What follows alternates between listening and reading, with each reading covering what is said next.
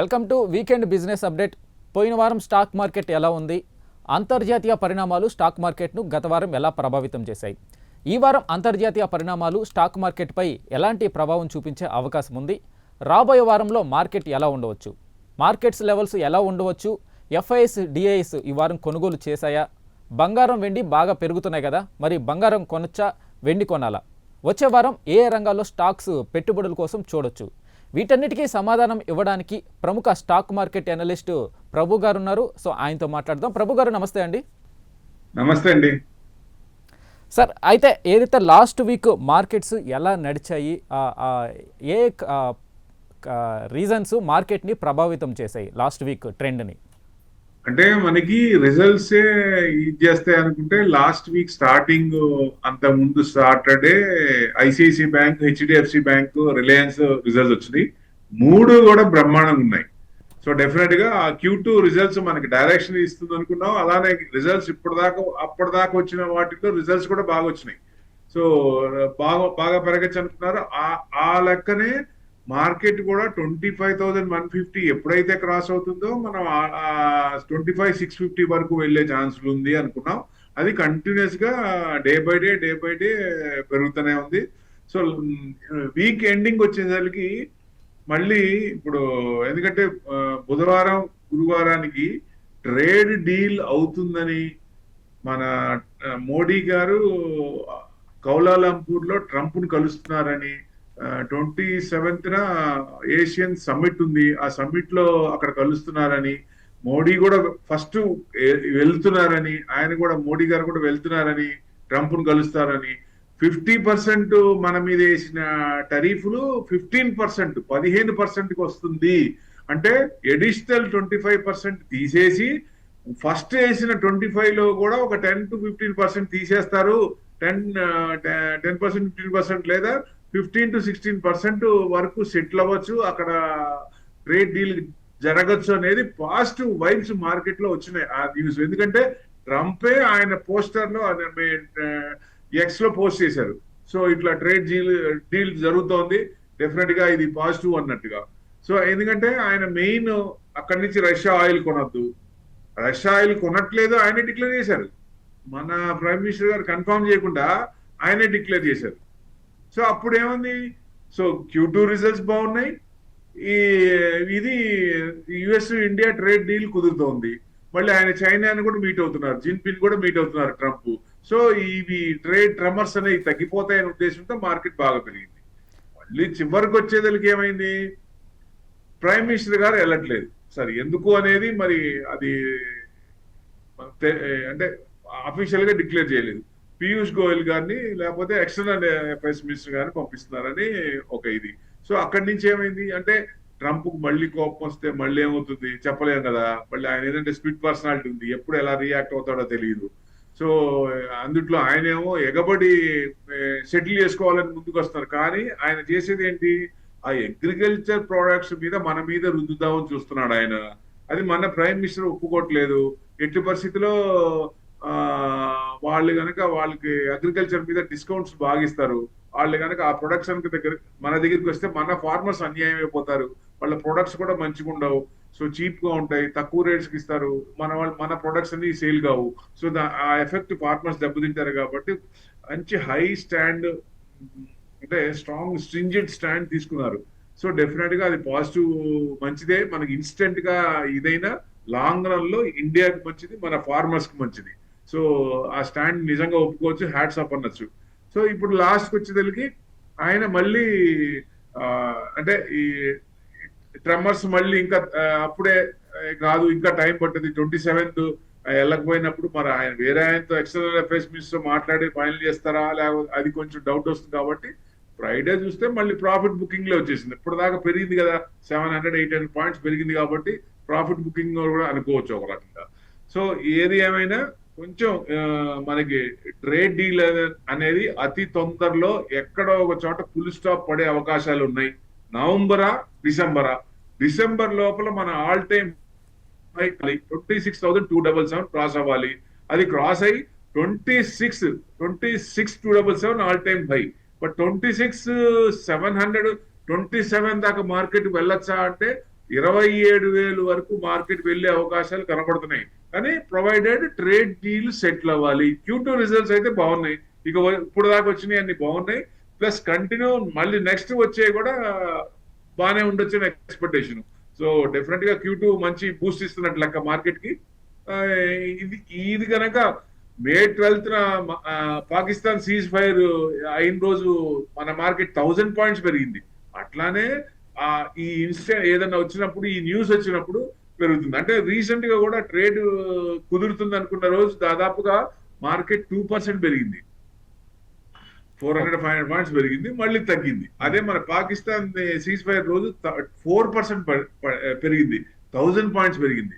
So ఆ incident మళ్ళీ chances ఉన్నాయి. న్యూస్ కనుక సెటిల్ అయితే డెఫినెట్ గా మళ్ళీ మనం 1000 పాయింట్స్ కంటే ఎక్కువ చూసే అవకాశం ఉందా అంటే అవకాశాలు ఉన్నాయి. ప్రొవైడెడ్ ఆయన అగ్రిమెంట్ ఎలా చేస్తారు, వాళ్ళ ప్రొడక్ట్స్ మన మీద రుద్దకుండా, మనం వాళ్ళతో కట్ చేసుకోకుండా, యుఎస్ తో కంటిన్యూ అవుతూ, చైనాని కూడా కంటిన్యూ చేస్తూ, దౌత్యపరంగా ఇద్దరిని పక్కన పెట్టుకొని ఇద్దరితో ట్రేడ్ డీల్ చేస్తా ఉంటే, మనకి ట్రేడ్ డీల్ కుదిరితే డెఫినెట్ గా మనం అనేది గ్రోత్ అమృత్ కాల్స్ లో ఉన్నాం కాబట్టి డెఫినెట్ గా 25 years లో మనం కరెక్ట్ స్టెప్స్, రాంగ్ స్టెప్స్ చేయకుండా కరెక్ట్ గా వెళ్తే మనం మంచి పొజిషన్కి వచ్చే అవకాశాలు ఉన్నాయండి. అయితే ప్రభు గారు, లాస్ట్ వీక్ మార్కెట్ మూవ్ అవ్వడానికి, ప్రాఫిట్ బుకింగ్కి ఏదైతే గత కొంతకాలంగా ట్రంప్ విధానాలు, ట్రంప్ నిర్ణయాలు ప్రభావితం చేస్తున్న నేపథ్యంలో లాస్ట్ వీక్ ట్రంప్ ఎఫెక్ట్ ఏమైనా ఉందా మార్కెట్లో? అవునండి, ఇప్పుడు కుదురుతాయి అనుకున్నది మళ్ళీ డౌట్ వస్తుండే. ఇప్పుడు ట్రేడ్ డెమర్స్ కుదురుతాయి అనుకున్నది డైరెక్ట్ గా వెళ్తే మన ప్రైమ్ మినిస్టర్ ఆయన ప్రెసిడెంట్ ఇద్దరు కలిస్తే అవుతుంది అని ఆయన కూడా ఎక్స్పెక్ట్ చేస్తాడు. ఎవరు మన ట్రంప్ గారు కూడా ఇక నేను సెట్ చేసేస్తాను, సెటిల్ అయిపోతుందని ఆయనే అవుట్ బస్ట్ అయినాడు. మన ప్రైమ్ మినిస్టర్ ఏమో మేము ఆయిల్ కొనట్లేదు, కొనటం ఆపేయట్లేదు, మేము కొంచెం తగ్గిస్తాము, ఆయిల్ ఇక్కడి నుంచి తగ్గించి. జనరల్ గా ఏంటంటే మన ఇండియన్ రూల్ బుక్ ఏంటంటే 33% కూడా ఒక కంట్రీ నుంచి ఆయిల్ కొనకూడదు. సో రష్యా నుంచి మనం ఎక్కువ పర్సెంటేజ్ తీసుకున్నాం కాబట్టి ఇప్పుడు యుఎస్ నుంచి కూడా కొంచెం తీసుకుంటే, అక్కడ తగ్గించింది కొంత పార్ట్ ఇక్కడ తీసుకుంటే ఆయన కూడా కూల్ అవుతాడనే ఉద్దేశంతో ఆ రకంగా నేర్పరితనంగా అంటే ఒప్పించగా తానొల్లక డెఫినెట్ గా ఆ పరంగా మాట్లాడారు. కానీ ఆయన ఏమనుకున్నారు, అసలు రష్యా నుంచి ఆయిల్ కొనటం ఆపేశారు అన్నట్టు, అంటే ముందుగానే డిక్లేర్ చేస్తున్నారు. రేపొద్దున ఇద్దరు కలిసినప్పుడు ఆయన ఏదన్నా ముందుగా ఏదన్నా అంటే మనకి కష్టం కాబట్టి ఏంటంటే ఈ డీలింగ్స్ అనేది సెకండ్ లేయర్ లో జరగాలి. ఫస్ట్ లేయర్ లో ఏంటంటే డైరెక్ట్ గా సైన్ చేయడం వరకే ఉండాలి. అక్కడ సంభాషణలు, చర్చలు ఉండకూడదు కదా. వాళ్ళిద్దరు చర్చలు చేసుకుంటే చాలా తేడాలు వస్తుంది.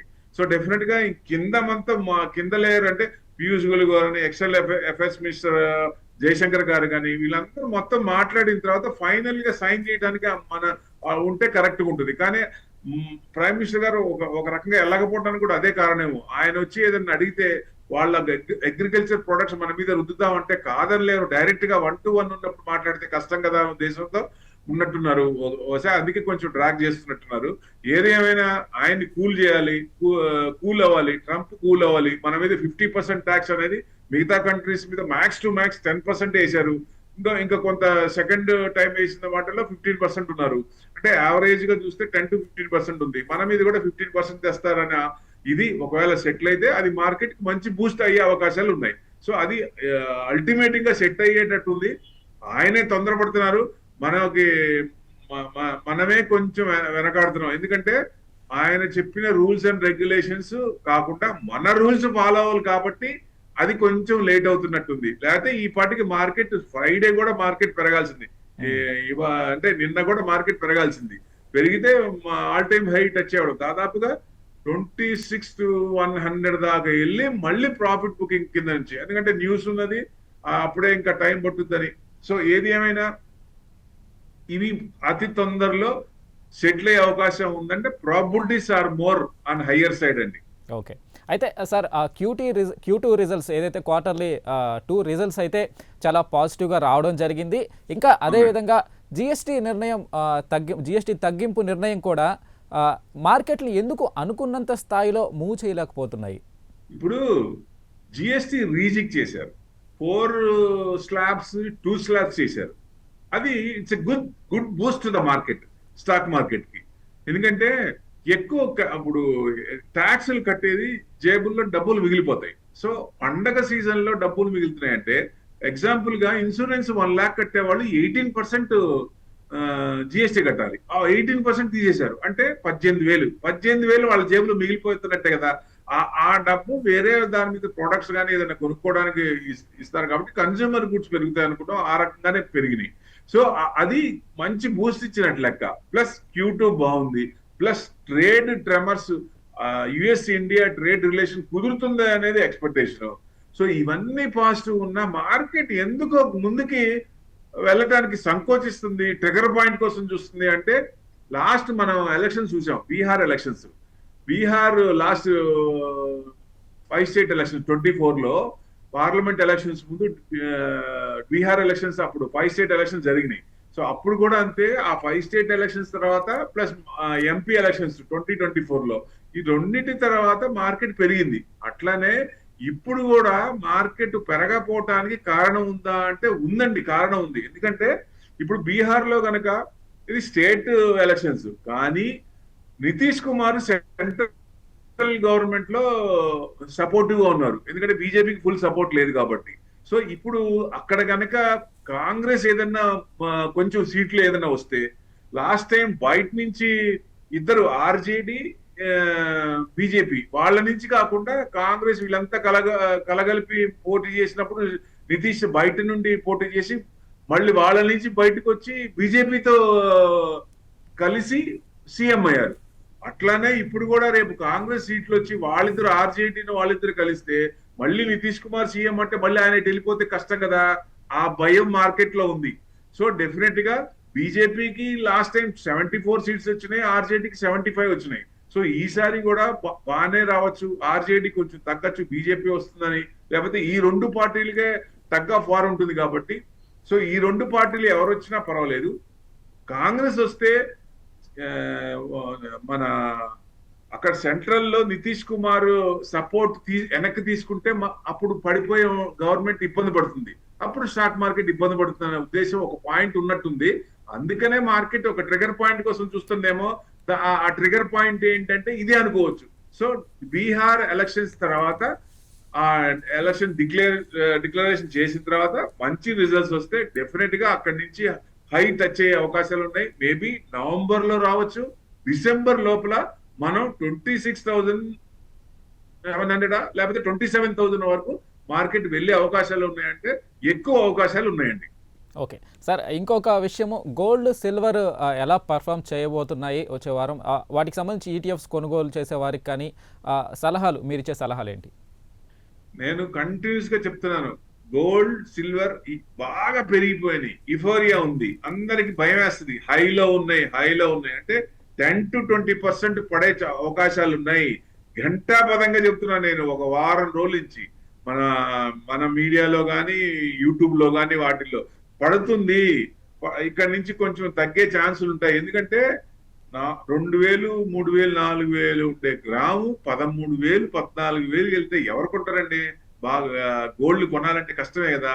సో అది కూడా భయం ఉంటుంది కదా పెరిగిపోయిందని. సో 10 గ్రాములు కొనాలంటే 1,50,000 పెట్టాలా, 1,50,000 పెట్టాలంటే మరి ఇదే కదా, చాలా ఇబ్బందే కదా. సో ఇంత పెరిగింది కాబట్టి కొంచెం తగ్గే 10 to 20% తగ్గే ఛాన్స్ ఉన్నాయి. ఆ రకంగానే కిందకి తగ్గింది, అనుకున్నట్టుగానే దాదాపుగా 20% దాకా వచ్చింది. సో డెఫినెట్ గా ఇంకా పడుతుందా అంటే, మనకి ఈక్విటీ మార్కెట్ ఇబ్బంది పడకుండా ఉంటే, ఈ ట్రెమర్స్ టరీఫ్ ట్రెమర్స్ సెటిల్ అవుతూ Q2 రిజల్ట్స్ బాగుంటే డెఫినెట్ గా ఈక్విటీ మార్కెట్ పెరుగుద్ది. ఈక్విటీ మార్కెట్ పెరిగినప్పుడు కొంచెం తగ్గే ఛాన్స్ ఉంటుంది. ఏది ఏమైనా 1,30,000కు వెళ్ళిన గోల్డ్ 1,15,000 వరకు రావచ్చా అంటే 1,15,000 వరకు వచ్చే అవకాశాలు ఉన్నాయి. మ్యాక్స్ టు మ్యాక్స్ 15,000, 14,000 ఆ రేంజ్ లో ఆగచ్చు, లేదా 1,10,000 నుంచి 1,15,000 లోపల ఎక్కడైనా. మళ్ళీ కొంచెం ఇది ఏదైనా న్యూస్ బట్టి ఉంటది కాబట్టి కొంచెం, ఎందుకంటే పడటం కూడా విపరీతంగా పడదు, ఎందుకంటే సెంట్రల్ బ్యాంక్స్ ఎక్కువ చేస్తాయి కాబట్టి, డిమాండ్ ఉంది కాబట్టి, సప్లై లేదు, మైనింగ్ తక్కువ ఉంది కాబట్టి, ప్లస్ యూటిలైజేషన్ బాగా పెరిగింది. సో లాస్ట్ మంత్ సెప్టెంబర్ లో చూస్తే 36,000 crores సెప్టెంబర్ లో ఎఫ్ఐస్ అమ్మారు, 47,000 crores ఆగస్ట్ లో అమ్మారు. అంటే జూలై నుంచి 48 కోట్లు అక్కడ జూలైలో ఈ కంటిన్యూస్ గా అమ్ముతూనే వచ్చారు. వాళ్ళ సెల్లింగ్ ప్రెజర్ తగ్గింది. వాళ్ళ తగ్గింది కాబట్టి వాళ్ళు బయింగ్ లో చిన్న చిన్నగా వస్తున్నారు. సో ఎప్పుడైతే వీళ్ళు ఫుల్ లెంత్ గా బయింగ్స్ లో వస్తారో అది మార్కెట్ మంచి పాజిటివ్ పెరిగే ఛాన్స్ ఉంటాయి. అప్పుడు డిఏఎస్ ప్రాఫిట్ బుక్ చేసుకుంటారు. ఎందుకంటే మనకి డిఏఎస్ బాగా సపోర్ట్ చేసినట్లు లెక్క. 1.5 ఇయర్ నుంచి మార్కెట్ లో ఎఫ్ఐఐస్ ఎంత అమ్ముతున్నా గానీ డిఐఎస్ వాళ్ళకి 3 టైమ్స్ కానీ 4 టైమ్స్ కానీ కొంటూనే ఉన్నారు కంటిన్యూస్ గా. సో ఇప్పుడు వీళ్ళు కనుక పాజిటివ్ లోకి వస్తే వీళ్ళు ఎక్కువ 5,000 10,000 అట్లా కొంటారు కాబట్టి వీళ్ళు చిన్నగా ప్రాఫిట్ బుకింగ్ లోకి వచ్చిన మార్కెట్ ఇప్పుడు 1.2 అంటే దాదాపుగా 2% దగ్గరలో ఆల్ టైమ్ హైలో ఉన్నాం. అయితే ఏదైతే ఎఫ్ఐస్ ఎందుకు బై చేస్తున్నారు సార్? వాళ్ళ ఇంట్రెస్ట్ ఏంటి ఇప్పుడు ఇండియన్ మార్కెట్స్ మీద? అంటే ఇప్పుడు కంటిన్యూస్ గా దాదాపుగా 1.5 ఇయర్ 2 ఇయర్స్ నుంచి కంటిన్యూస్ గా అమ్మారు. వాళ్ళ నెట్ పొజిషన్స్ కూడా షార్ట్స్ లో ఉన్నాయి. 94% షార్ట్స్ లో ఉన్నారు. జనరల్ గా 80% షార్ట్ లో ఉన్నప్పుడు వాళ్ళు చిన్నగా బయింగ్ లోకి వస్తారు. ఎందుకంటే వాళ్ళకి కూడా ప్రాఫిట్స్ కావాలి కదా, ప్రాఫిట్ బుకింగ్ తీసుకుంటా ఉండాలి కదా. 94% షార్ట్ లో ఉన్నారు. మొన్న ఈ రీసెంట్ ఈ వీక్ ర్యాలీ చూస్తే దాదాపుగా 82-83% దాకా వచ్చారు. అంటే కొంత పర్సెంటేజ్ తగ్గించుకున్నారు. ఇంకా షార్ట్స్ ఉన్నాయి. ఇంకా మార్కెట్ ఇంకా పెరుగుతుందంటే ఆశ కూడా అదే. ఎక్కువ షార్ట్స్ ఉన్నాయి. వాళ్ళందరూ అవన్నీ కవర్ చేస్తే మార్కెట్ ఇంకా పెరిగే ఛాన్స్ ఉంటాయి. అదొక పాయింట్. సో వాళ్ళు కంటిన్యూస్ గా అమ్మారు కాబట్టి వాళ్ళకి కావాల్సింది ఏదో ఉంది. అంటే 2019 లో కార్పొరేట్ రిడక్షన్ ట్యాక్స్ 30% ఉంటే 24% చేశారు. అప్పుడు మార్కెట్ విపరీతంగా పెరిగింది. అది ఫస్ట్ది బీజేపీ వాళ్ళు చేసింది. సెకండ్ది జిఎస్టి రీజిక్, సెకండ్ అది.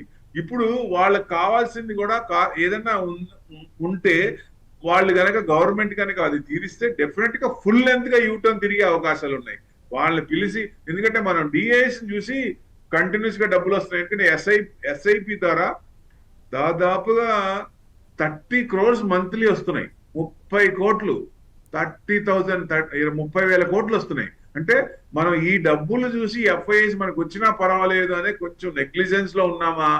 ఎందుకంటే డిఐఎస్ తో పాటు ఎఫ్ఐఎస్ అమౌంట్ కూడా వస్తే వరదల్లాగా వస్తాయి. మార్కెట్ ఎక్కడో ఉంటుంది. సో డెఫినెట్ గా ఇంకా పెరిగే ఛాన్సులు ఉంటాయి. కాబట్టి ఇది ఇప్పుడు కనుక ఎఫ్ఐఎస్ బై చేస్తే మార్కెట్ కొంచెం పుంజుకునే అవకాశాలు ఎక్కువ కనపడుతున్నాయండి. అయితే ఎఫ్ఐఎస్ ఎక్కువ లార్జ్ క్యాప్స్ మీదే ఇన్వెస్ట్ చేస్తున్నారు సార్. అంటే వాళ్ళ స్ట్రాటజీ ఏంటి పర్టికులర్లీ లార్జ్ క్యాప్స్ మీద ఇన్వెస్ట్ చేయడానికి? అంటే వాళ్ళు mid cap and large caps లో ఎక్కువ పర్సంటేజ్ లో ఉంటారు. ఎందుకంటే నిఫ్టీ మూవ్మెంట్స్ లో కనుక షార్ట్స్ కానీ బై సైడ్ కానీ లార్జ్ క్యాప్స్ లో ఏంటంటే తొందరగా నిఫ్టీ పెరిగినప్పుడు ఆ స్టాక్స్ పెరుగుతాయి కాబట్టి లార్జ్ క్యాప్స్ లో ఎక్కువ పర్సంటేజ్ ఉంటారు. ఎందుకంటే ఇప్పుడు మనలాగా వాళ్ళు ఎందుకంటే చిన్న చిన్న అమౌంట్లు పెట్టరు, 1000 కోట్లు పెడతారు. వాళ్ళకి 1% కూడా it makes a lot of difference. So దానివల్ల ఏంటంటే ఎక్కువ ప్రాఫిట్ షఫ్లింగ్ ఎక్కువ చేస్తుంటారు కాబట్టి ఆ లార్జ్ క్యాప్స్ లో పెడతారు. ఎందుకంటే లార్జ్ క్యాప్స్ కంటిన్యూస్ గా పడింది. ఇప్పుడు ఐటీ చూడండి, ఐటీ ఇండెక్స్ లో లార్జ్ క్యాప్స్ విపరీతంగా కొట్టేశారు. సో వాటిల్లో ఇన్వెస్ట్మెంట్ చేస్తారు. వాళ్ళకి మళ్ళీ రేట్లు వచ్చినప్పుడు మంచి అమ్ముకోవడానికి ఆ లోవర్ లెవెల్స్ ఎప్పుడైతే ఎఫ్ఐఐస్ ఎంటర్ అవుతున్నారు అని తెలిసే ముందు ఒక లెగ్ మనకు ముందుంటే డెఫినెట్ గా ఎవరికైనా మంచి ప్రాఫిట్స్ వస్తాయి. వాళ్ళు ఎక్కడ ఆర్డర్స్ ఉంటాయి, ఏ ఇన్వెస్టర్ అయినా చూడాల్సింది ఏంటంటే ఎక్కడ ఏ స్క్రిప్ట్ కూడా ఎక్కడ తీసుకుంటోంది. లోవర్ లెవెల్స్ లో సపోర్ట్ 1 దగ్గర తీసుకుందా, సపోర్ట్ 2 దగ్గర తీసుకుందా, అంటే వాళ్ళు పెట్టిన అవి ఇంకా పూర్తి ఫుల్ లెంత్ గా ఉన్నారా లేకపోతే అక్కడే ఇంకా ఆర్డర్స్ ఉన్నాయా, అది ఇంపార్టెంట్. అది గనక అబ్జర్వ్ చేస్తే ఆ లెవెల్లో గురించి ఎప్పుడైనా సరే యూటర్న్ తీసుకునే అవకాశం ఉంటుంది. సో ఆ సపోర్ట్ మనకి ఎవరైనా చూడాలి. సపోర్ట్ చూస్తే మనకి రెసిస్టెన్స్ సపోర్ట్ లెవెల్. అందుకే నేను కంటిన్యూస్ గా చెప్తా, ఎప్పుడైనా సరే ఆ script recent lows recent highs observe చేయండి. అప్పుడు మనకి ఒక అవగాహన వస్తుంది అంటారు. సార్ బ్యాంకింగ్ సెక్టర్ బాగా పెరిగే అవకాశం ఉంది అని కొంతమంది అంటున్నారు. అయితే వచ్చే వారం అది నిజమయ్యే అవకాశం ఉందా?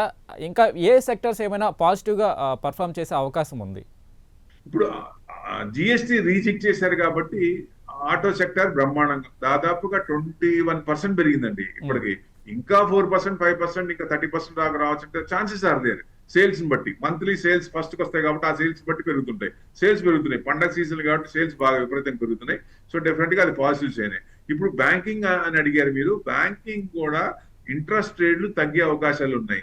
ఇప్పుడు యుఎస్ లో కూడా నెక్స్ట్ 2 quarters లో తగ్గే ఛాన్స్ ఉన్నాయి. మనకు కూడా 2% కంటే బిలో ఇన్ఫ్లేషన్ ఉంది. సో డెఫినెట్ గా మనకి కూడా నెక్స్ట్ 2 quarters లో 25 బేసిస్ పాయింట్స్ తగ్గచ్చా అంటే తగ్గే అవకాశాలు ఉన్నాయి. అప్పుడు తగ్గినప్పుడు కొంచెం బ్యాంక్ నిఫ్టీ కొంచెం పెరిగే అవకాశాలు ఉంటాయి. సో ఏది ఏమైనా నిఫ్టీ కంటే bank Nifty fresh all time high కొట్టింది. అయినా ఇంకా మనకి నిఫ్టీ ఆల్ టైమ్ హై వచ్చి క్రాస్ అవుతుందంటే బ్యాంక్ నిఫ్టీ 59,100 దాకా వెళ్ళొచ్చా అంటే 60,000 డిసెంబర్ లోపల 60,000 వరకు వెళ్ళాలంటే ఆ రేషియో తీసుకుంటే, ఎందుకంటే బ్యాంక్ నిఫ్టీ 100 పాయింట్స్ అంటే బ్యాంక్ నిఫ్టీ 300 పాయింట్స్ పెరుగుద్ది. ఆ రేంజ్ తీసుకుంటే దాదాపుగా 61,000 ఉండాలి. సో 59,100 వచ్చే అవకాశాలు ఉన్నాయి. అక్కడి నుంచి ఇంకా కొంచెం పాజిటివ్ ఉంటే 60,000 డిసెంబర్ లోపల 60,000 వరకు దాదాపుగా వెళ్ళొచ్చా అంటే దగ్గరికి వెళ్ళొచ్చు అనేది కనపడుతుంది. బ్యాంకింగ్ స్టాక్స్ ఎవరికైనా ఉంటే అది అమ్మాల్సిన పని లేదు. మంచి స్టాక్స్ ఏదైనా డౌన్ లో ఉన్నా, ఆల్రెడీ మీరు కొన్న ప్రాఫిట్స్ లో ఉన్నా ఇంకొంచెం వెయిట్ చేయొచ్చు. బ్యాంక్ నిఫ్టీ ఇంకొంచెం పెరిగే అవకాశాలు ఎక్కువ కనబడుతున్నాయి. అయితే మీరు అన్నట్టు ఇప్పుడు SBI HDFC లో ఇన్వెస్ట్ చేస్తే సేఫ్ అనుకోవచ్చా? ఇండివిజువల్ గా మనం రికమెండ్ చేయకూడదు, కానీ ఇప్పుడు ఏ స్క్రిప్ట్ అయినా ఇప్పుడు SBI కూడా 3,500 తర్వాత స్ప్లిట్ అయింది. తర్వాత అసలు ఆ రేంజ్ కే రాలేదు కదా, చాలా తక్కువలోనే ఉంది కదా. సో SBI లో ఇన్వెస్ట్మెంట్ చేసినా, HDFC ఇన్వెస్ట్మెంట్ చేసినా, ICICI చేసినా మార్కెట్ పెరిగినప్పుడు పెరుగుతాయి. కాబట్టి ఆల్ టైమ్ హై దాటినప్పుడు మేజర్ బ్యాంక్ అంటే బ్యాంక్ నిఫ్టీలో 12 ఉంటాయి. 12 స్టాక్స్ పెరిగే అవకాశాలు ఉంటాయి కదా. ఆ 12 స్టాక్స్ లో కొన్ని స్టాక్స్ నిఫ్టీలో ఉన్నాయి కాబట్టి బ్యాంక్ నిఫ్టీ పెరిగినప్పుడు నిఫ్టీని కూడా లాగే అవకాశాలు ఉంటాయి. అయితే ఇంకా సార్ ఐటీ, డిఫెన్స్, ఏదైతే మెటల్ సెక్టర్స్, ఈ సెక్టర్స్ ఎలా పర్ఫామ్ చేసే అవకాశం ఉంది? ముఖ్యంగా IT, defence, IT sector. IT sector బాగా beat and down index, IT sector, IT index, beat and down sector, beat and down index అనుకోవచ్చు. ఎందుకంటే బాగా కొట్టేశారు ఐటీ. 4,500 TCS 3,000 ఉంది, అక్కడ ఆగిపోయింది చాలా నాళ్ళ నుంచి.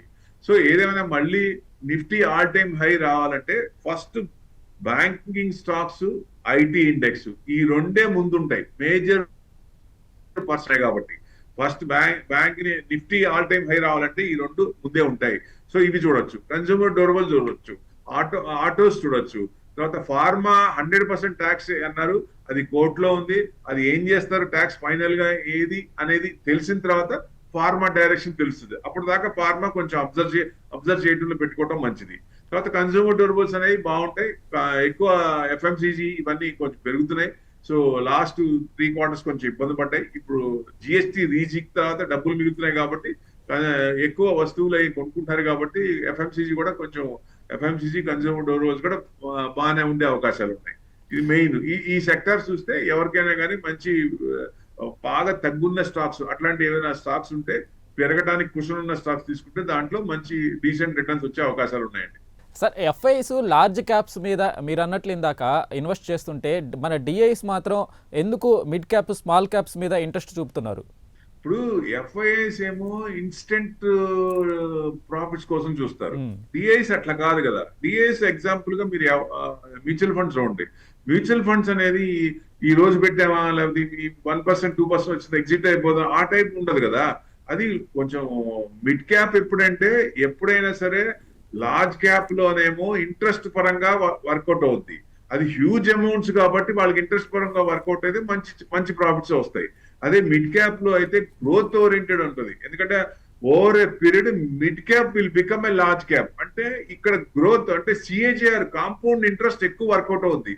టైం ఇచ్చి కనుక మనకి మిడ్ క్యాప్ లో ఉంటే లార్జ్ క్యాప్ లో వచ్చే పర్సంటేజ్ కంటే మంచి పర్సంటేజ్ మిడ్ క్యాప్ లో వస్తాయి. అందుకని DIs ఎక్కువ ఏం చేస్తారు, small cap and mid cap లో పెడతారు. స్మాల్ క్యాప్ ఏంటి మిడ్ క్యాప్ కంటే ఎక్కువ ఇస్తుంది కానీ టైం ఎక్కువ పడుతుంది.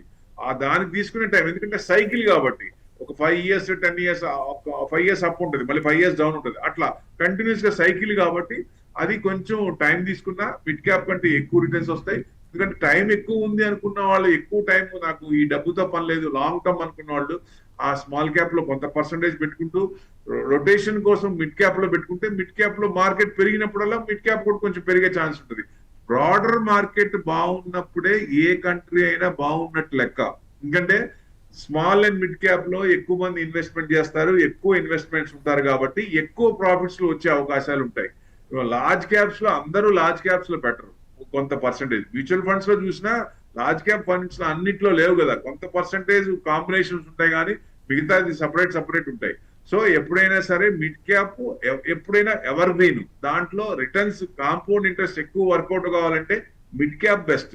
సో మన DAs mid caps and small caps లో పెడతారు, లార్జ్ క్యాప్స్ వాళ్ళు హ్యూజ్ అమౌంట్ పెడతారు కాబట్టి ఇన్స్టెంట్ గెయిన్ కోసం, ఇన్స్టెంట్ ఇంట్రెస్ట్ కోసం లార్జ్ క్యాప్స్ ఎన్నుకుంటారు. సార్, ఈ వారం చిన్న ఇన్వెస్టర్స్ పరిస్థితి ఏంటి? వారు ఇన్వెస్ట్ చేయాలి అని అంటే మీరేమైనా వారికి సలహా ఏమైనా ఇస్తారు? ఇప్పుడు ఇది మనకి ఈ ట్రెమర్స్ చూడాలి, టరీఫ్ ట్రెమర్స్. ఎందుకంటే ఆ టరీఫ్ ట్రెమర్స్ ఎట్లా ఇండియా యుఎస్ ట్రేడ్ రిలేషన్ కుదురుతుందా, ట్రేడ్ డీల్ అవుతుందా, అవుతే మార్కెట్ బ్రహ్మాండంగా పెరుగుద్ది. ఎందుకంటే ట్రంప్ ని ఎప్పుడు నమ్మలేము, సునామీ ట్రంప్ ఒకటే, ఎప్పుడు ఎలా రియాక్ట్ అవుతారో తెలియదు, స్పిట్ పర్సనాలిటీ ఉంది ఆయనకి. సో రాత్రి ఒకటి చెప్తే పగల ఒకటి చెప్తాడు ఆయన. ఇప్పుడు ఇండియాతో ఆయన ఆల్రెడీ ఆయిల్ ఆపేశారని చెప్పారు, మనమే అసలు డిక్లేరే చేయాల. ఆయన ఉంటాయి, ఆయన సంభాషణలు ఇలానే ఉంటాయి.